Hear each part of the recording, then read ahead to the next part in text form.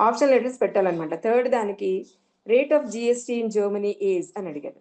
మీరు జర్మనీలోకి వెళ్ళిపోతారు. జర్మనీలోకి వెళ్ళిపోయి 19% అని చూసుకుంటారు. మళ్ళీ కిందకొచ్చి చూసుకోండి, చెక్ చేసుకోండి జాగ్రత్తగా. రోమన్ నెంబర్ 3 వేసి మీరు ఫస్ట్ ఒక విషయం గుర్తుపెట్టుకోండి, presentation skills are very important in examination. రాసేటప్పుడు మొత్తం అంతా వైట్ పేపర్ మీదే ఆన్సర్స్ అన్నీ రాయాలి. బిట్ పేపర్ మీద మన ఏపీ మోడల్లో అసలు మనం సొంతగా ఈ క్వశ్చన్ పేపర్లో పెన్ పెట్టేదే లేదు. మీకు ఆల్రెడీ 9th క్లాస్లో మీకు ప్రాక్టీస్ అయ్యి ఉంది కాబట్టి నేను చెప్తున్నాను. ఫస్ట్ క్వశ్చన్ నెంబర్స్ అన్ని క్లియర్గా క్వశ్చన్ పేపర్లో మెన్షన్ చేశారు. అన్ని ఆర్డర్లో సీరియల్ నెంబర్ వైజ్గా రాయండి అని ఇచ్చారు. ఒక లెసన్ ముందు రాసి, ఒక క్వశ్చన్ ముందు రాసి, ఒక క్వశ్చన్ తర్వాత రాసి అలా రాయకండి.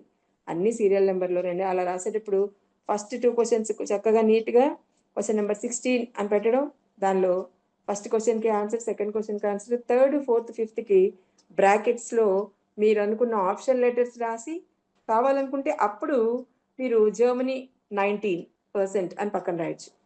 మీరు ఆప్షన్ లెటర్ కంపల్సరీగా ఆప్షన్ లెటర్ బ్రాకెట్ పెట్టి బి అని పెట్టండి, మెన్షన్ చేయండి. ఆ విధంగా వీటిని మీరు చేయాలి. సో ఇది